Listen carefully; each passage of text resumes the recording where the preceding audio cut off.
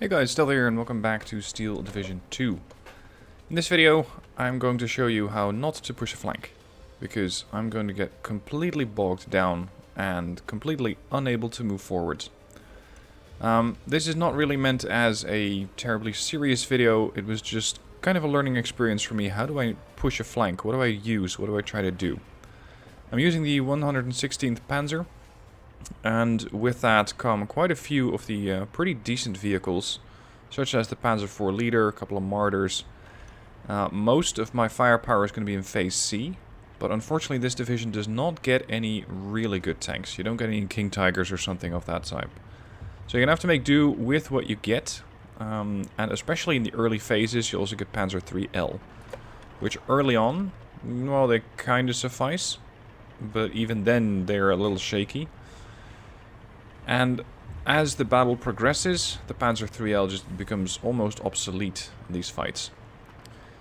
Now my plan over here is to go towards this area. This is going to be my area.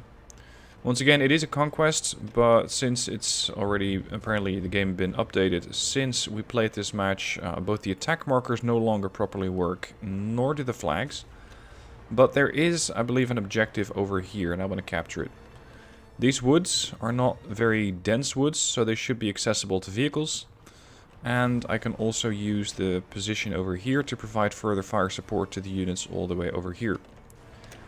On my flank over here I have Perry, over here I have Rip, we were all in voice comms. And further over to the right is Etes and Revrik. We don't know Revrik, he just joined our game, and at some point he is going to leave, either by his own choice or because he disconnects. I'm not sure about that. Anyway, initial plan. Bring out the infantry, push fast and far, and try to get to these woods over here. Preferably with the Panzerfaust infantry. Making sure that I have this particular forest disallows the enemy the position. And ideally I take this forest over here or this one. But of course the AI is going to be far faster. Now I'm going to keep it on neutral, so you can see what the enemy has and what we have. And the enemy currently is consistent of 5 computers. 3 of which are the 15th Infantry, and 2 of which are the 2nd Blindé, the French armor deck. Now, immediately when you start off, you realize just how slow these panzers are. Of course, wheeled vehicles, such as the SPW 2341, they're fast. These things have a road speed of 90, and an off-road of 56. And then you got the Martyr 3 lagging behind at a road speed of 45, and even further in the back we got the road speed of 40 of the Panzer IIIL, and the Panzer IVH has a road speed of a whole 35, and is ever so slowly being overtaken by a Panzer IIIL. This leader tank is important, because I need that thing to keep boosting the veterancy of the rest of my units over here. Now we're immediately encountering a couple of French and British infantry units. Fortunately, the SPW 234-1 is armed with an autocannon, so it can make short work of enemy infantry. But getting to this forest is definitely no longer an option. So instead I deploy my machine gun over on the right and allow it to support the enemy push, or Perry's push rather, and defend against the enemy's push over here. Aside from that, I couldn't really do too many useful things with that machine gun just yet. The other one's also moving into position, and this is my first mistake. I should never have put these machine guns so close together, because this one's already taking fire, and this is just begging to get shot at. And there you go, he takes a shot, and the other one also starts panicking. Now, unfortunately, this tank, the Panzer IVH Leader, got hit, and it got hit so bad that its engine got destroyed. We're still well in Phase A, and only in Phase B do I get logistics trucks. So it's going to take a hell of a lot of time before this thing finally gets repaired and finally gets going again. Until then, all the tanks over here are just going to have to make do with what they have, promotion-wise. I have 1 Martyr 3, a couple Panzer IIILs, and I'm facing not terribly heavy resistance, mostly infantry. So at the moment the Panzer IIILs should still work. To be on the safe side against heavier armor, I'm also bringing in a couple more Martyr 2s, making sure I have more firepower, especially at long range. Those things tend to be quite accurate. And the Panzer IIILs are just mostly there to deal with enemy vehicles and infantry. They carry 53 AP, 29 HE, or at least that's what they have left. And as it stands, the AI is not yet bringing in additional units. Now my push over to this forest is completely unlikely to happen. I thought that this lake over here might be, well, passable, sort of. But it is apparently too big. And your infantry cannot pass through there, as I'm about to find out later. Now I'm pushing up my tanks. The Panzer IIIs, and the Mortar 2, sorry, the Mortar 3 this is, not a Mortar 2. Interestingly, these things still have a little bit more penetration than a Mortar 3. We're looking at 105 millimeters of penetration versus 150. And as the infantry over here does really not have anything that they can use at this range to fire back at me, the tanks can safely push up. Of course, my vision was a little different. I had no idea what exactly was in there. So I thought, there might not even be anything in there. And I started pushing up with tanks. I'm rapidly going to be regretting that move. As, of course, we got the Sapeur over here with a bazooka. Rifles with a Piat, and the H2M5 can also do some suppressive damage. But I'm not sure how well those things work against tanks. Here comes the bazooka. Driver gets killed. Fortunately, I narrowly managed to pin this guy down before he gets his shot off. But he could have easily wiped out the Panzer IIIL. Now with this Panzer IIIL having taken a hit, I recognize that there's a big threat. So I push these vehicles back a little. I don't want them to be too close to those Sapeurs, or... well, I think the Sapeurs might have surrendered at this point. And this is when the trouble starts. We got a Daimler AC, a couple of defense groups, and this behemoth. The Churchill 6. This thing has 105 millimeters of armor. You'd think that the Panzer IIILs could penetrate that. You'd be right, they can. But this tank is going to be a very, very big roadblock across this field. Now I am bringing in additional units, but being tracked vehicles, they're not particularly quick. Here come the additional mortars. Here still is my parked Panzer IV, and I'm bringing in a couple more Panzer Grenadiers. More Panzer Grenadiers coming up with another 234/3, which is armed with a 75mm gun, and at some point you'll also see some more tanks start appearing. We're still about 4 minutes left in Phase A, so in Phase B I should be getting access to heavier material. But until that happens, this is what I have. For the enemy, the Churchill is now starting to fire at my units. The Churchill is a pretty accurate tank. This thing has an accuracy of 60%. This thing also has an accuracy of 60%, but my armor penetration and armor values are a little bit less balanced than his. This thing has 90mm of penetration, which is enough. And he has 105mm frontal armor.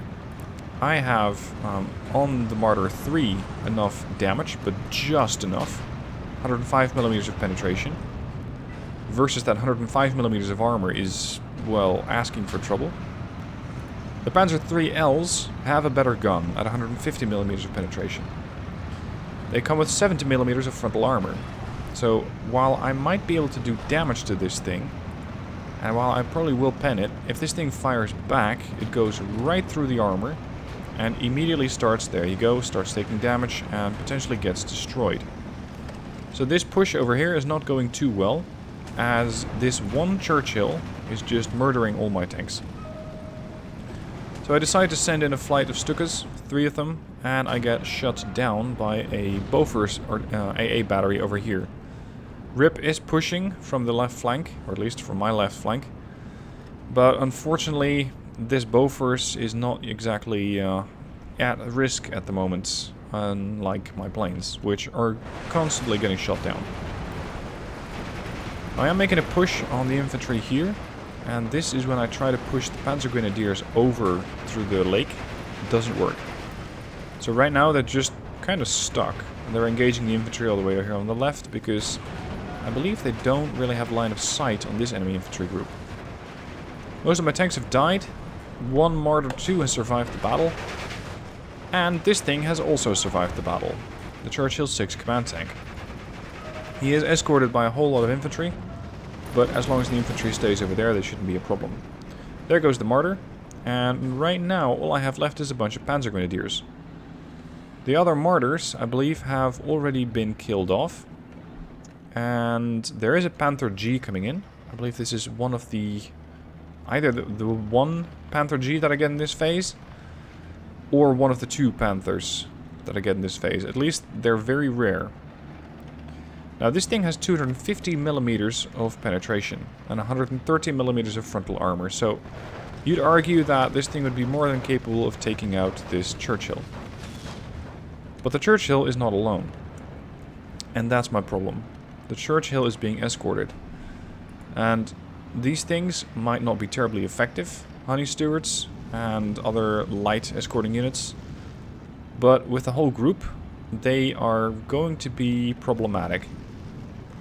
More units join the fight, this time around in the form of an M10A1, 130 millimeters of penetration. That is starting to get problematic, because this thing has 130 millimeters of armor. So if that M10 starts to shoot at my Panther, he will start to penetrate and inflict increasing levels of damage on this tank. And as it stands, this is the heaviest armor that I can field. I am bringing in another Panzer IV-H, but, well, as we've seen, they're not particularly quick. The Panther is, well, slightly, 10 kilometers per hour faster than the Panzer IV-H over there. I still haven't exactly learned my lesson, so once again I try to come in with a bomber. And I try to once again do an attack on all the enemy infantry that is out here. Since I was so busy micromanaging my tanks over here, micromanaging my tanks, I didn't exactly pay attention to how well that other airstrike went from a couple minutes ago. And once again, I've sent this thing on a parallel by the Bofors, so that once again it's going to get forced to fall back. Perfect use of airstrikes. Don't use your planes like this. Keep an eye on the other flank. The enemy does not have the same problem. A DB-7B comes in, but fortunately it's only armed with smoke grenades, or smoke charges. And we have a couple of AA guns over here, courtesy of Perry. He's making sure that the plane doesn't actually do much. Even if it did, it's only gonna ever drop smoke, so you could argue that this thing is really not that much of a threat. Panther G has arrived at the front line, but it's the only one here.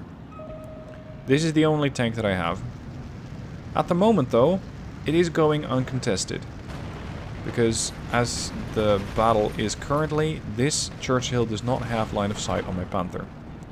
So in the meanwhile, the Panther is just trying to take out as many targets as possible and currently working on the defense groups over here, which are being spotted by the Panzer Grenadiers.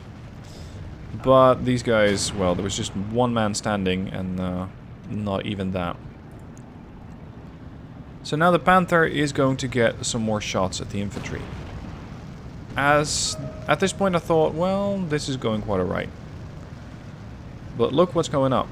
We've got an AVRE. We've got another Churchill, but this is a Churchill 7. This thing has 150 millimeters of penetration. Sorry, 150 millimeters of frontal armor and 90 millimeters of penetration.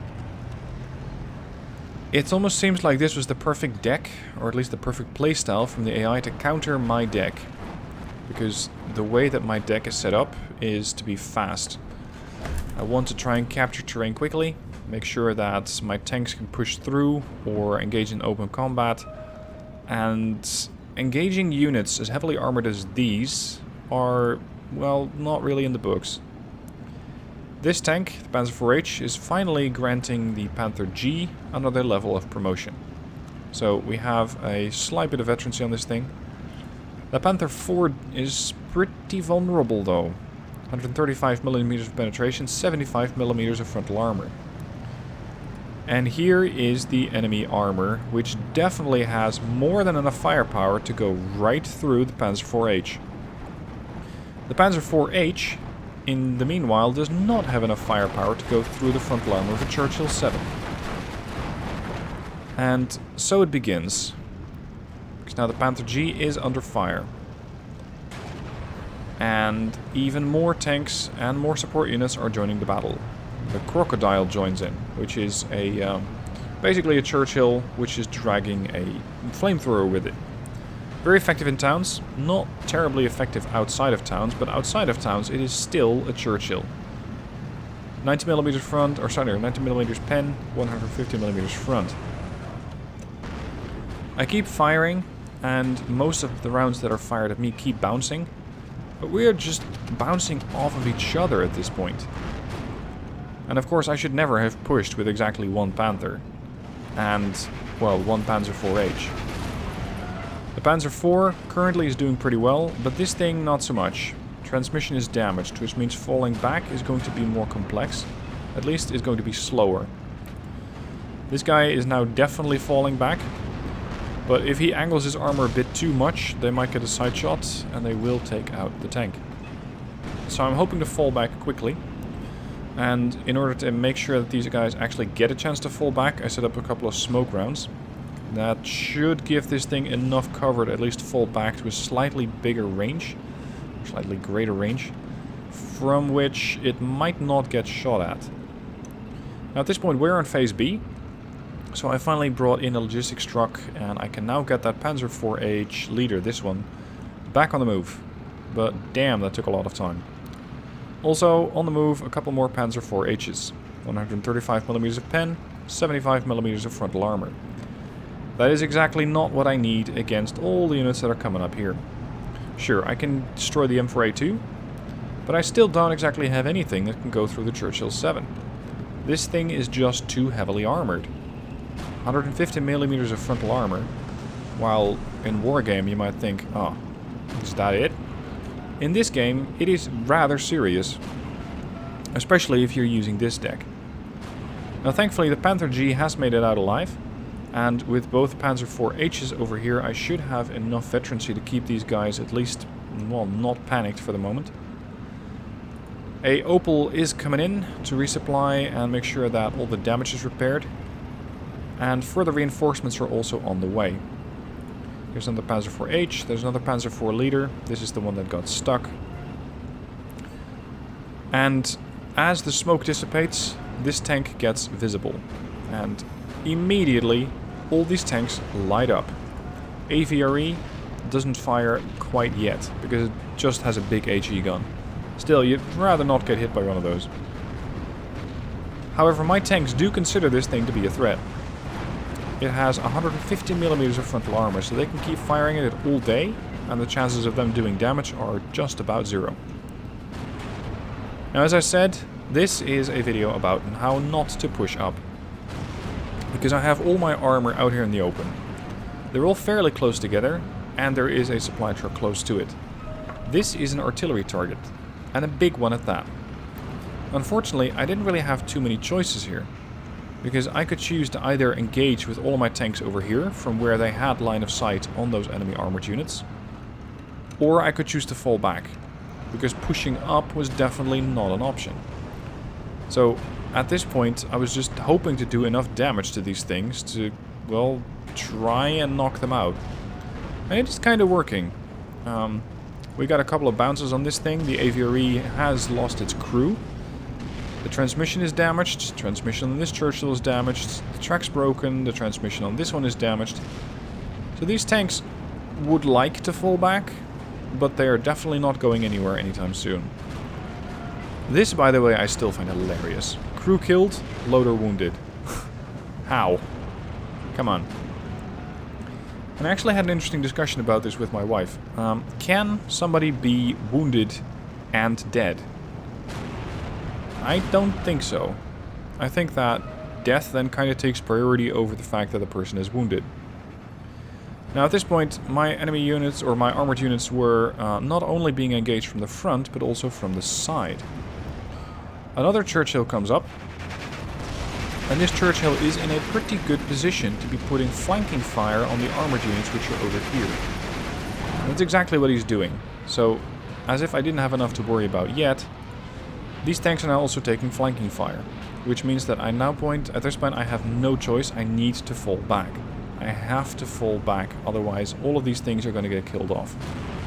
Some of them already have been killed. There goes another one, fuel explosion. Another Panzer IV-H is coming up, but once again, it is definitely not the right tank for this job. I need something with more penetration. Interestingly, these things, with their tracks broken, are not yet getting resupplied, but the AI is trying. They have brought in a logistics truck, but either it is currently not moving or it's doing some sort of weird shake in place, because you can kind of see it moving back and forth a little. I'm not sure if the AI knows how to resupply their units. But this kind of put me in an interesting spot, because I couldn't kill them, and they couldn't fall back. So we were just sort of looking at each other, and the tanks sometimes decided to come back to life. Fire off a couple of shots, they got shot at again, and they decided to try to fall back again with their broken tracks. At the same time, I couldn't push through either. I could damage them, I could knock out their tracks, but I couldn't kill them. So time for a bigger gun. A Jagdpanzer IV. 135mm of penetration. Yeah, stealth, but that's still not enough, because these things have 150. Bring the right unit. This thing is not capable of pushing through. It doesn't suffer lack of trying, though, because, sure, it tries to fire at the enemy armor, and there is something that we can kill over here, a Steward Recce, which immediately proceeds to get his crew killed. But aside from that, there is really nothing that I can do. So, barring all else, I try to just fire artillery at it, and hope to inflict some further bits of damage. And I am still taking fire from the flank over here, because this Churchill 7 is still being quite the threat to my units. Now there are more units coming up, more Panzer IV-Gs. 135mm of penetration, 65 frontal armor. Nice tanks if you want to kill stuff, but not really good tanks if you want to get shot at. Because whereas the Panzer IV-H still have 75mm of frontal armor, these things have 65. And with that, they are definitely more susceptible to enemy fire. Panzer IV-H comes up, again, 135 pen, 75 front. And while I had most of these things temporarily knocked out, this was not quite the only thing that they had. There's another M4A2, a Churchill 7, a TD M10, another M4, here's the Crocodile, here's another M4, but this is a 76, so definitely more dangerous, and another M4A375. There is a lot of armor facing off in this area. And just the sheer amount of damage and mayhem that these tanks are being susceptible to, or being put through, holy crap. I would like to see how many times this tank got hit. Because it got hit by artillery, it got hit by, I think, dozens of tank rounds, but it still refused to die. This is what happens if you don't have the penetration to kill it. So once again, I think, fuck it, and I fire artillery at it. This is the Nebelwerfer, and hopefully with this I can make sure that these things are at least stunned, so that I might be able to kill them off following that artillery strike. Of course, in order to do that, I still have to go through all of these, and my tanks are still prioritizing these targets. Because instead of actually micromanaging my tanks and making sure that they picked off the targets that they could kill, I was just letting them do their own thing. Not micromanaging them is another big mistake here. And with that, the tanks just keep firing at whatever they can find, not really seeming to care if they can actually kill it or not. Another artillery strike, and we keep pushing the enemy back. But overall, the battle isn't going too well for me either. Because I keep getting these tanks knocked out. You can see there's a whole lot of Panzer IVs looking to the left, which is the position where that Churchill was. There's another one. There's my Panther. That's a Martyr. I keep trying to fire at these guys and it just does not work. At some point, Perry realized that he had cluster artillery. Or cluster plane, rather. I'm not exactly sure what it was, but he started killing off these tanks. Finally. Because something that these guys are not terribly good at is defending from above. Let's see, where's my unit info panel? The Churchill 7, I don't know, the game doesn't even let me click on it and bring up the info panel anymore. So let's find another Churchill. Here we go. Top armor, strong, whatever that means. Once again, I bring in more armor. Panther Gs. 250 millimeters of penetration. I should finally have enough firepower to break through these lines. At least, that's the plan. Unfortunately, they still had a resupply truck over here. And some of these tanks, especially this one, was coming back to life. So we just keep exchanging fire. And the battle is definitely going better for the bridge than it is for me. Another Panzer IV, Jagdpanzer IV. Currently blocking up the road. Panther G's ready to go. When I have the Panther G's ready, I should be able to start pushing. But the question is, does it really matter? Because we have a minor victory in about 6 minutes. We have 20 flags. They have 12. And still, you can't see them on the map or the replay because the game apparently has already been changed. But still, we are definitely winning. Do I really need to push? No, but I was kind of seeing this as one big challenge at this point, and I wanted to see how I could actually deal with this. Just look at the amount of fire that this Churchill is taking. This guy just keeps taking round after round after round. Transmission damage, shooter knocked out. He's definitely online. There we go, bailed out. And no longer online. And at this point, I'm thinking, okay, my penetration of 135 is not enough at range. But if I can close in, I might get a little bit more pen. So the trick is going to be closing in. How do you close in on all of this? Well, you set up a smoke screen. And with a smoke screen in place, and first an artillery strike to make sure that these things don't have a chance to fall back, I might be able to go through. So I start laying down smoke, and all the tanks over here start to push through. At least slowly. I mean, it's not going to happen very quickly. Still, this could make a nice green shot. Okay, so we push through. No line of sight on anything except one bit of infantry over here. And, yes, once again, a Churchill 4. Another Churchill putting up more trouble for my tanks. There's another Churchill 5 back there, another Churchill 4. Just the amount of units that were pouring into this area were rather concerning now that I can see it in neutral. We have currently 1, 2, 3 Churchills, 4 Churchills. A bunch of support units, some AA, 5 Churchill, 6, 7, another tank destroyer, an M4. Yeah. The tanks, though, are making progress. At least I'm pushing forward. But we still exactly haven't been exchanging fire with this group yet at this range. So it's anybody's guess how well this is going to go down. At least these tanks are mostly wounded or panicked. My tanks not so much. So we wait for the smoke to dissipate while all of the enemy, or while... Why do I keep calling them enemy units? While all of my units are getting ready to fire. Smoke is dissipating. That means that we are about to open up. And the Panther 4, the Panther G is kind of not in a very good spot because it is almost showing flank sides to the tanks over here.